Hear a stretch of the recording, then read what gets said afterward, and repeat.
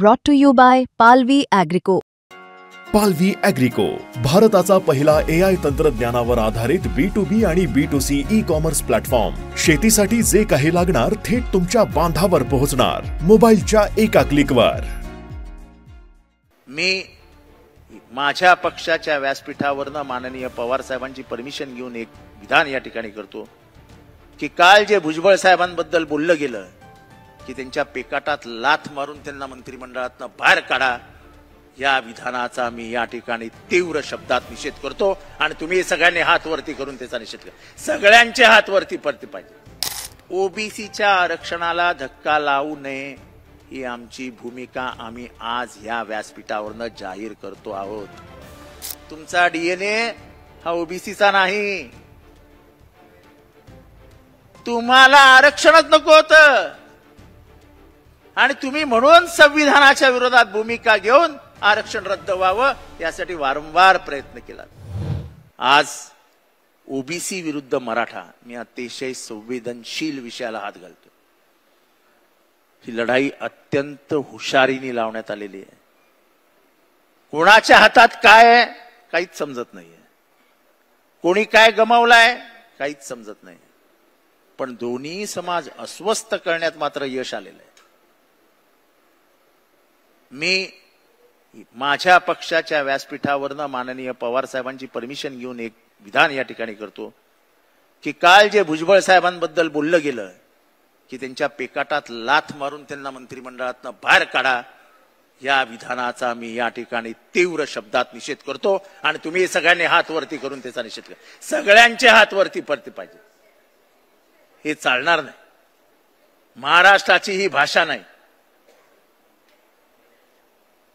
कोणतरी कुठल्या तरी पक्षाचा आमदार आपल्या पक्षाचा काहीतरी झेंडा हातात घेऊन, भुजबळांची भूमिका काय ह्याच्यात मतमतांतर असू शकतात, पण एखाद्या ज्येष्ठ नेत्याबद्दल असं बोलणं, एका समाजाचं प्रतिनिधित्व करणाऱ्या नेत्याबद्दल असं बोलणं हे कितपत योग्य आहे या लोकशाहीमध्ये याचा विचार आपण केला पाहिजे.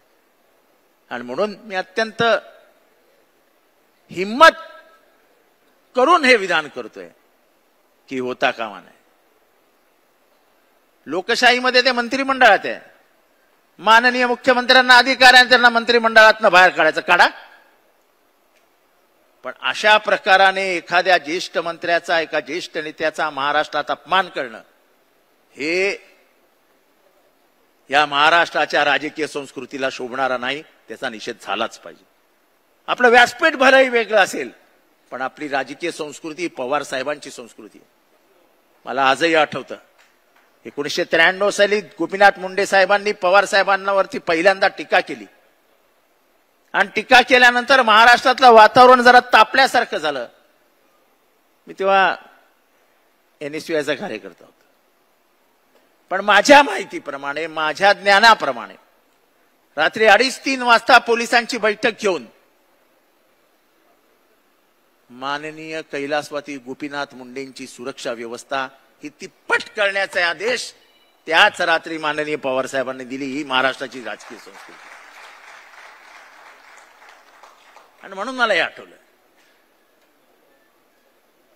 खर तर ओबीसीच्या आरक्षणाला धक्का लावू नये ही आमची भूमिका आम्ही आज या व्यासपीठावरनं जाहीर करतो आहोत. कुठल्याही प्रकाराने असं आहे की ओबीसीला आरक्षण देण्यासाठी योगदान कोणाकोणाचं आहे असा जर प्रश्न विचारला तर पहिलं योगदान जर कोणाचं असेल तर ते भीमराव बाबासाहेब आंबेडकरांचं आहे. 341 कलम आणलं आणि इथला जो क्षुद्र आहे, ज्याला आज आपण नवीन नावाने ओळखतो ओबीसी, तो ओबीसी नाहीये, तो इथला क्षुद्र आहे, ज्याला मूळ व्यवस्थेतच कधी विचारात घेतलं नव्हतं. इथला कोळी, माळी, सोळी, वंजारी, धनगर असे महाराष्ट्रात 346 जाती आहेत आणि पूर्ण भारतात जवळजवळ 7,500 जाती आहेत. यांना कधीही मुख्य प्रवाहात घेतलं नव्हतं आणि याची खंत ही डॉक्टर बाबासाहेब आंबेडकरांच्या मनात होती. अतिक्षुद्र आणि क्षुद्र हे दोन बाबासाहेबांच्या नजरेसमोर होते. अतिक्षुद्रांना आरक्षण देण्यात बाबासाहेब यशस्वी झाले. आणि जेव्हा त्यांच्या लक्षात आलं की जे क्षुद्र दऱ्याखोऱ्यात राहत आहेत, ज्या क्षुद्रांचं प्रतिनिधित्व महात्मा फुलेंनी केलं होतं, आणि महात्मा फुले माळी होते, आणि त्यांनी माळी आणि तत्सम सगळ्या जातींच्या व्यथा या ब्रिटिशांसमोर मांडल्या होत्या. त्या क्षुद्रांच्या व्यथा होत्या,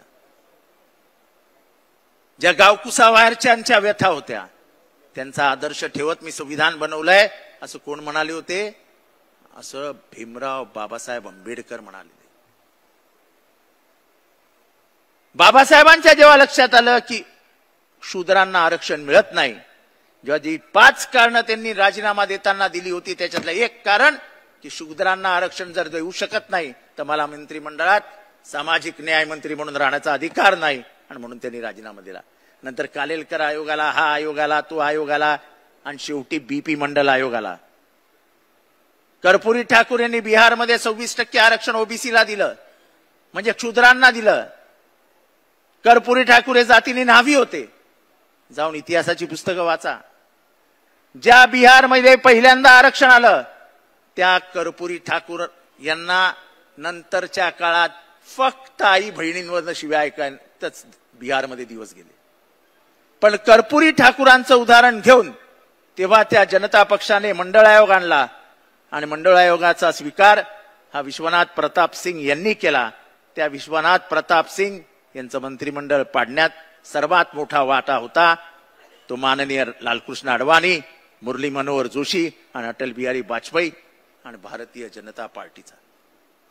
जर तुम्हाला एवढंच ओबीसी बद्दल प्रेम होतं तर मंडळ आयोगाचा खुला मनाने स्वीकार का नाही केला? मंडळ आयोगाची अंमलबजावणी जेव्हा सुरू झाली तेव्हा हातात कमंडल घेऊन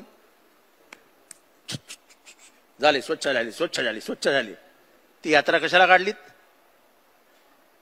म्हणजे एकंदरच ओबीसींच्या बद्दल तुमच्या मनात किती राग होता हे कमंडल यात्रेवरनं सिद्ध झालं. एका ज्येष्ठ साहित्यिकाने आपल्या पुस्तकात लिहून ठेवलंय की मनुष्याच्या आयुष्यात त्याला मिळालेली सर्वात मोठी देणगी काय असते? तर विस्मृती.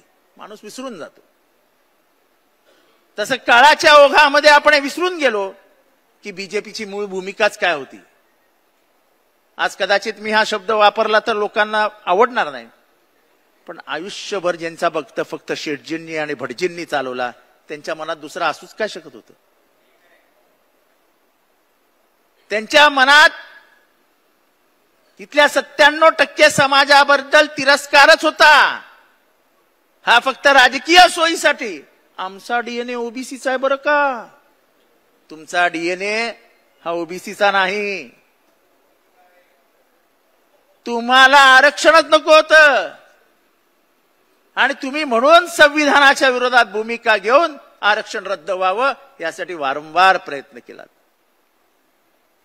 जसं बीपी मंडळ आयोग आला तसा आम्हाला अभिमानाने आज आम्ही महाराष्ट्रात सांगतो की मंडळ आयोगाची अंमलबजावणी आणि इथल्या क्षुद्रांना आरक्षण जे बाबासाहेबांचं स्वप्न होतं ते पूर्ण करण्याचं काम जर कोणी केलं तर ह्या महामानवाने केलं, ज्याचं नाव शरदचंद्र गोविंदराव पवार आहे.